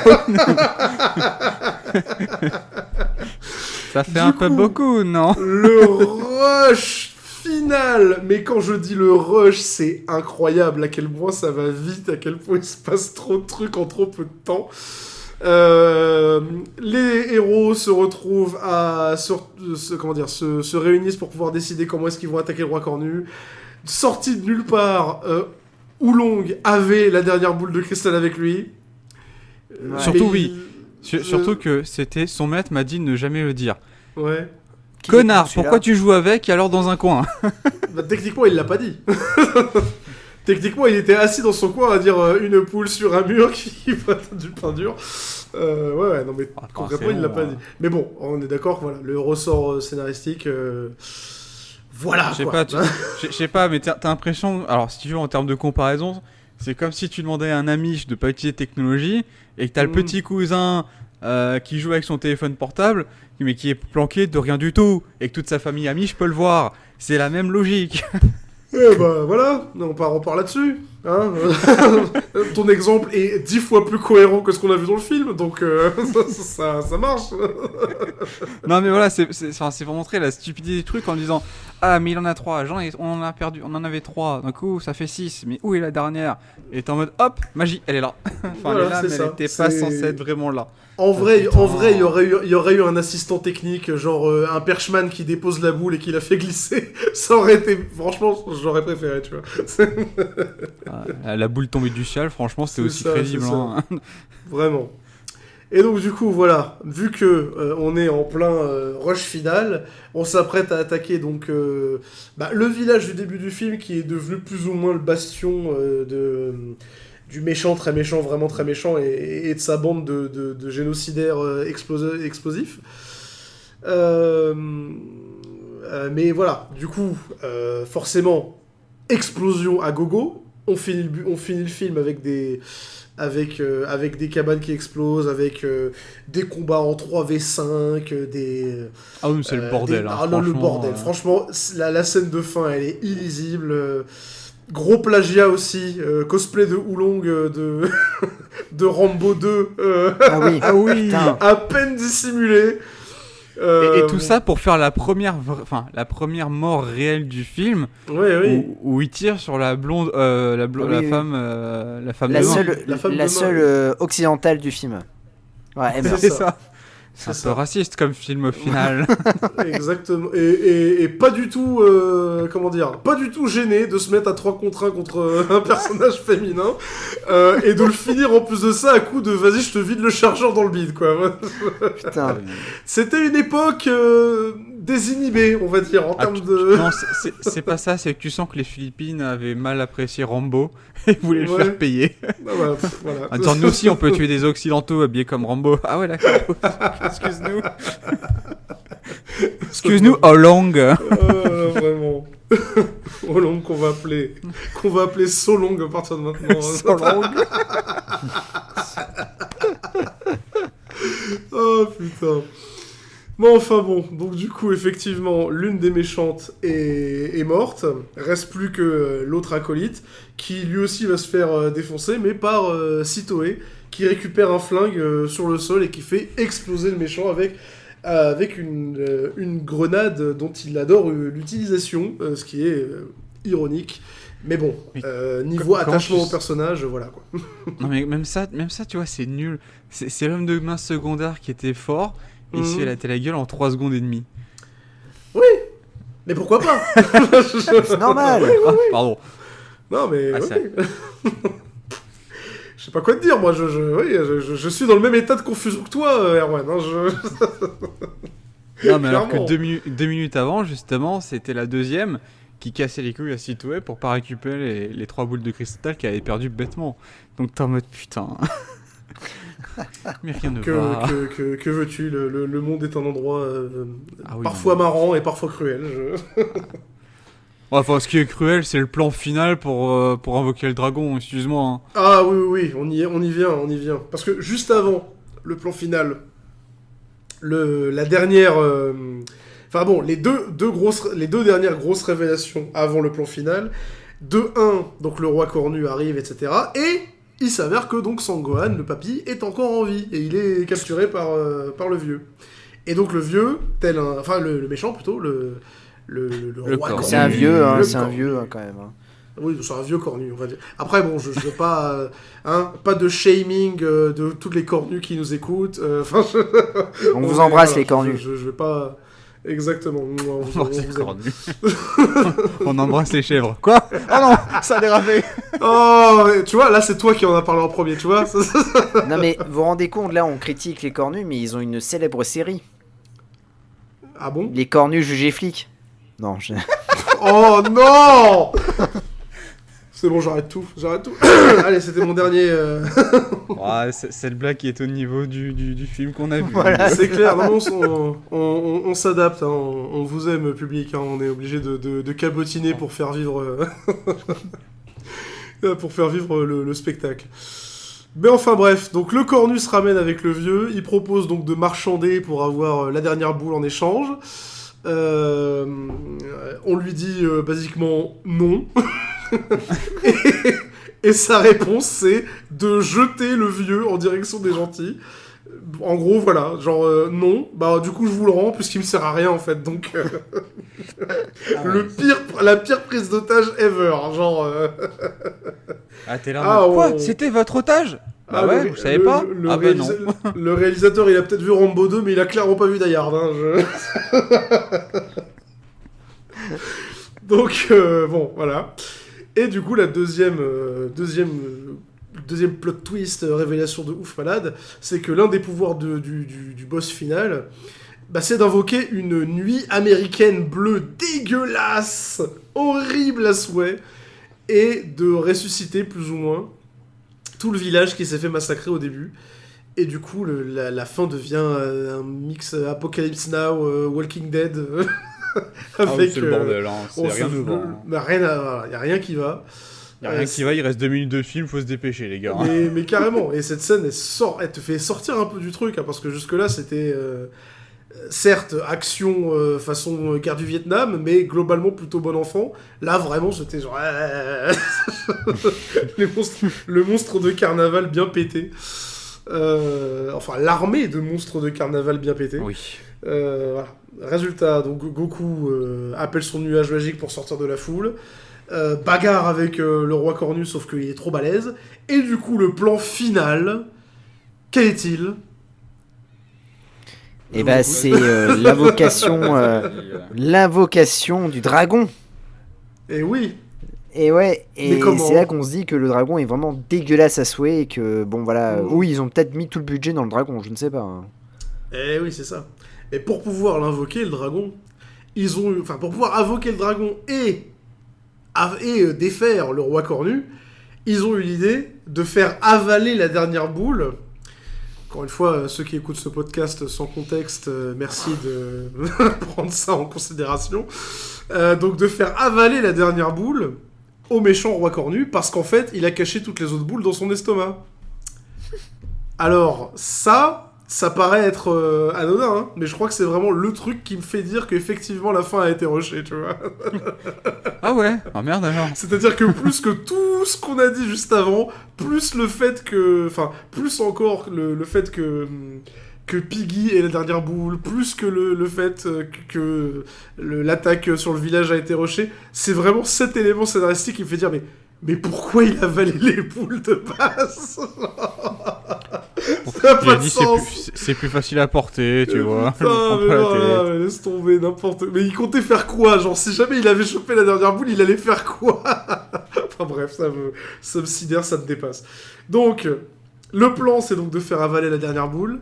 Ils y arrivent en poussant la dernière boule avec le bâton magique qui s'agrandit et tout, quoi. Juste avant que le dragon se fasse invoquer, il se téléporte dans son vaisseau spatial. Du coup, pif paf pouf, le roi cornu il explose, le vaisseau spatial il explose. Du coup voilà, il y a plus rien de l'armée du roi cornu. Et effectivement le dragon apparaît et il est hideux, il est monstrueux, il est très très moche. Il est très très fluorescent surtout. Il est très très doré jaune fluo, mais il est très très marionnette mal animé, tu vois. C'est... Et oui, tu vois. C'est-à-dire que dans la version remasterisée, là, ils ont fait un vrai dragon doré qui est tout aussi moche. Hein, je quand même vouloir, hein, voilà. Mais au moins, il est en 3D. Tu vois, ça passe un petit peu. Un peu mieux, en tout cas. Que là, vraiment, tu sens que c'est... Tu sais, les espèces de dragons qui sortent dans les festivals en Asie, là où ils portent la tête qui est accrochée sur un pic. Tu vois, c'est exactement ça. Je suis quasiment sûr que c'est ça, tu vois. En tout cas, c'est le même principe. C'est animé à base de vas-y, je monte et je descends un bâton sur lequel il y a la tête du dragon, tu vois. Enfin bref, c'est très très très très laid. Et du coup, après l'arrivée du dragon, donc c'est la petite qui manquait de se faire violer par Piggy qui a droit d'avoir un vœu. Et elle fait le vœu que tout revient comme avant et que, oh là là, tout le village... surtout, ils ont fait taire Olong et Yamcha. Oui. Parce que Yamcha allait dire je veux plaire aux filles, enfin je veux pas avoir peur des filles. Et Olong allait dire un truc dégueulasse en disant je veux une armée d'enfants et me les faire. Enfin, un truc très dégueulasse. Voilà. Eh oui. Putain. Donc bon, heureusement, family friendly sur cette fin en tout cas. Du coup, le village revient à la vie. et freeze frame de fin avec Yamcha et Goku qui font la bagarre, histoire de clôturer le film, quoi. Ah ouais, non, mais ils se font. Voilà. Les mecs qui se sont dit c'est bon, on a fini. Ouais, bagarre. Ok. En vrai, voilà. Le seul truc qui manque à ce film, c'est une scène post-générique. Genre, je veux dire, au moins Dragon Ball Evolution avait une scène post-générique. C'est vrai. Ah oui, on méritait de savoir qu'est-ce qui était devenu. Je sais pas, moi. Le moine, l'un des moines qui protégeait la boule. Genre, ça se trouve, c'était lui, Piccolo. Je sais pas. Ah, mais enfin, pour un néophyte de Dragon Ball, Yamcha, c'est vraiment le rival de comment ça s'appelle, Goku? Alors, oui et non. Surtout oui, mais vraiment pas non. Vraiment plutôt non.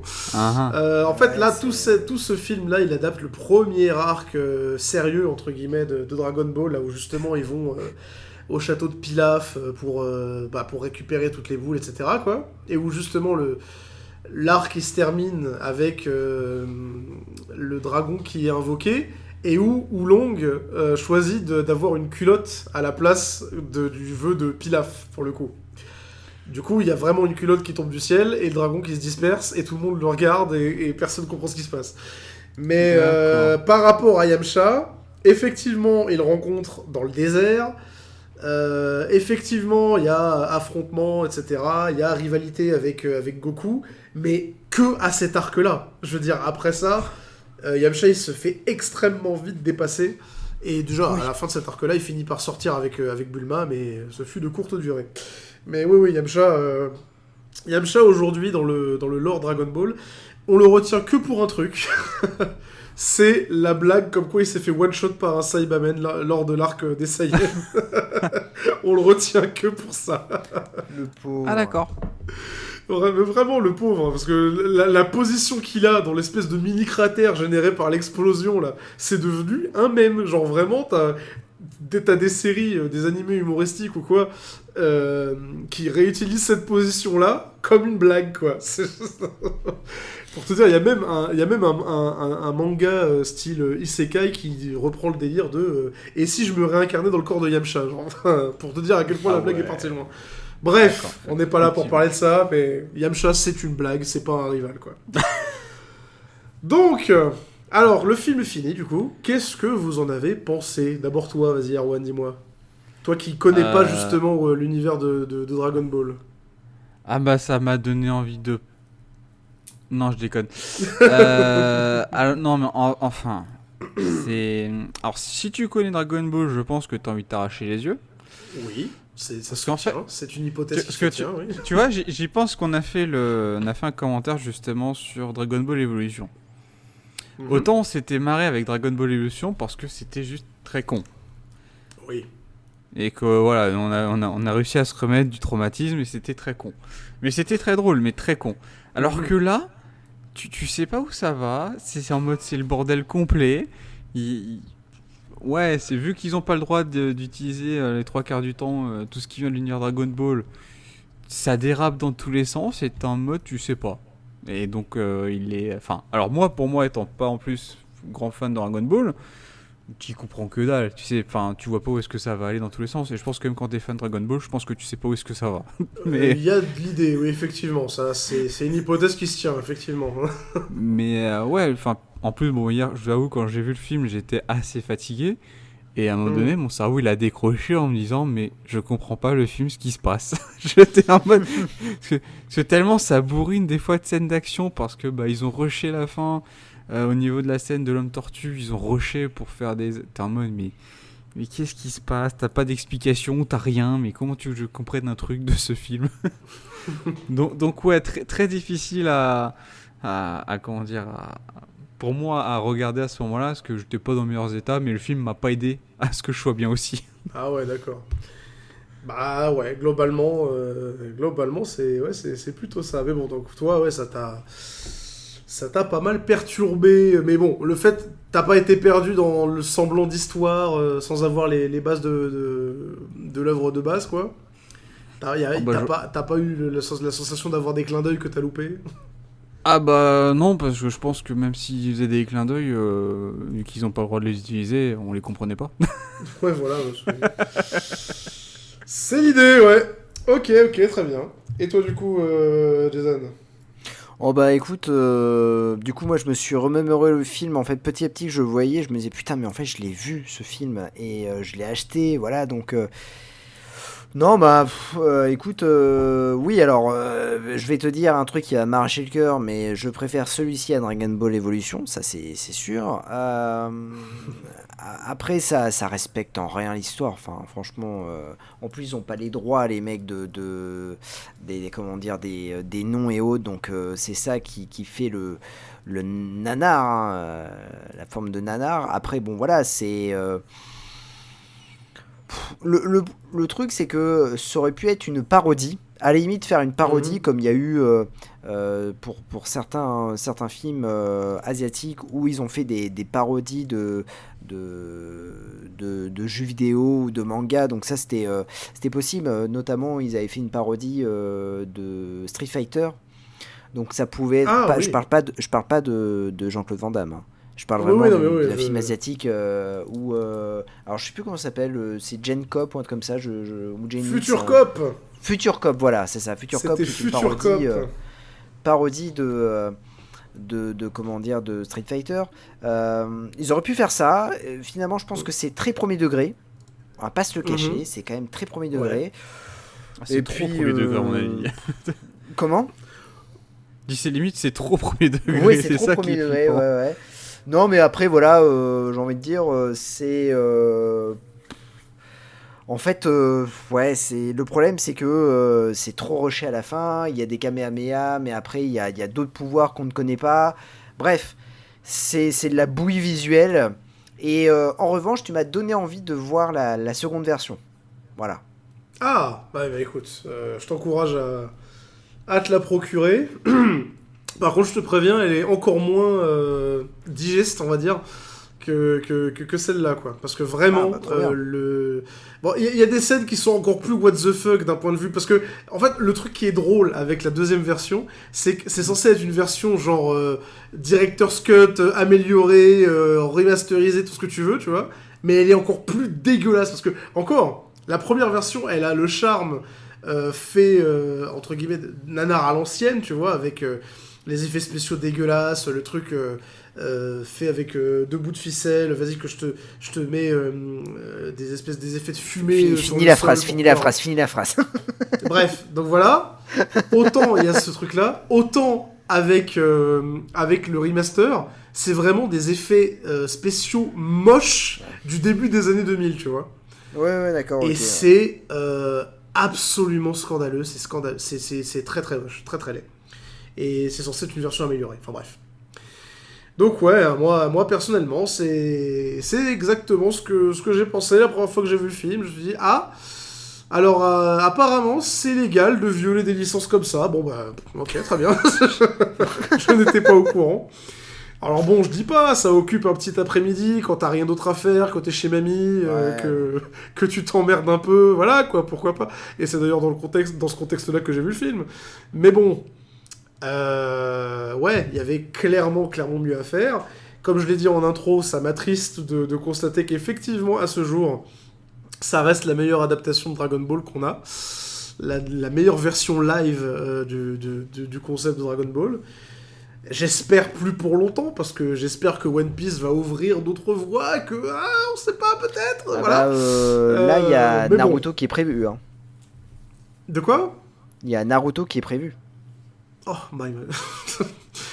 que bon, écoute, on va... Non mais on faut va- arrêter avec Naruto, on va le dire, ça me On casse. va... Faut arrêter. on va croiser tous les doigts du corps et prier Oh. pour que ça passe. Bref, mais donc oui, globalement, effectivement, une autre question qu'on pourrait se poser, et je pense on va finir là-dessus, c'est est-ce que vous le conseilleriez en tant que nanar, en tant que OVI visuel, tout ça? Oh bah oui. Ah, tiens, du coup, toi, Erwan, est-ce que tu le conseillerais? Est-ce que est-ce que ça passe en soirée nanar?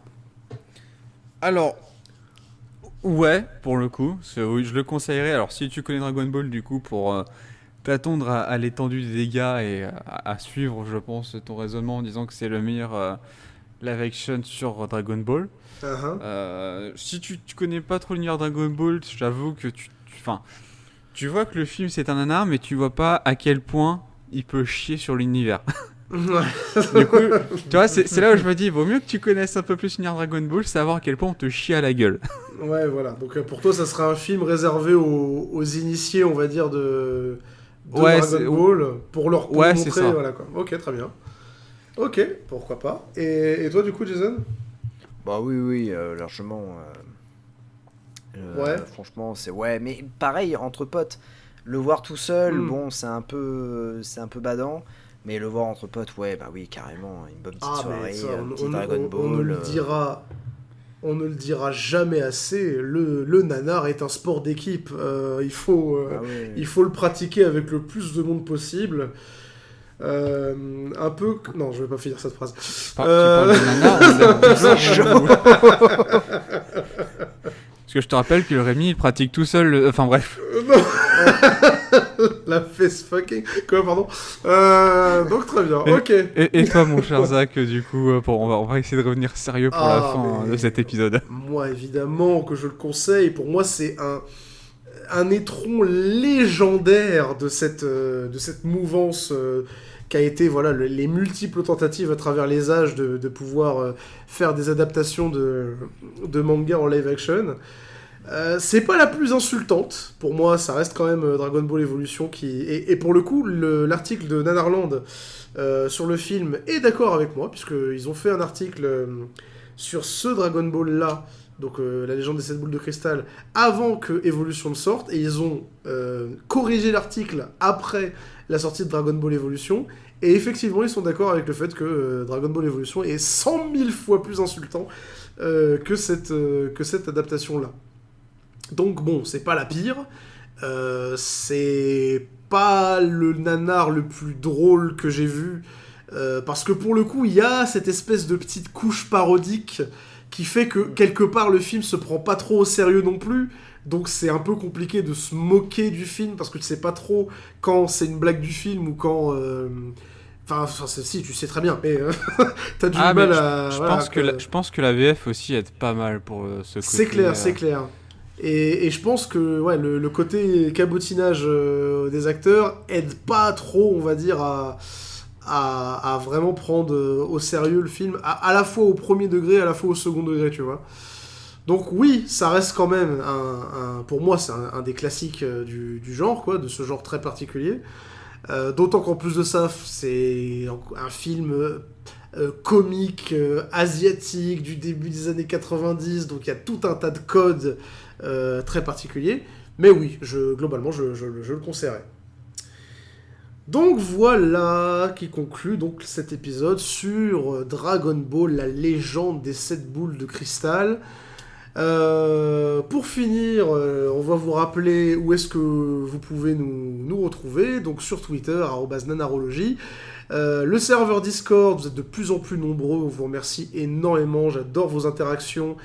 Franchement, c'est super drôle de voir les extraits que vous prenez et que vous remettez hors contexte.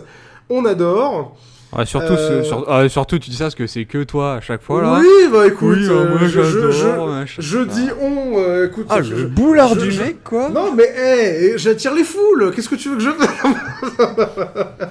Hein, bon, dès que cet enregistrement sera terminé, il faut que j'aille me regarder dans la glace pendant 20-30 heures à peu près.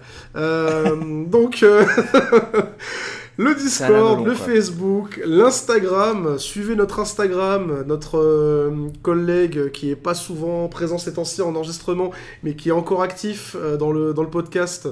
Salut à toi mon pote qui tient donc le Instagram avec force et vigueur. Les plateformes sur lesquelles vous pouvez nous retrouver, donc YouTube, Deezer, iTunes, Spotify, PodCloud, Podcast Addict. Et je me pose toujours la question, pourquoi est-ce qu'on précise à chaque fois les plateformes? Je veux dire, s'ils nous écoutent, c'est qu'ils sont déjà sur ces plateformes. Enfin, je suis confus. Bon, c'est au cas où, tu vois, quelqu'un qui débarque, alors surtout sur l'épisode Dragon Ball, enfin... Bon, déjà, si t'as survécu jusque-là, mon pote, bien ouais. Ah, mais clairement, clairement. Tu mérites d'avoir les plateformes. C'est un peu les crédits de fin de jeu, tu vois. Donc voilà, n'hésitez pas à nous retrouver sur ces plateformes. On vous fait des bisous et on vous dit à la prochaine. Ciao, ciao. Ciao. Ciao.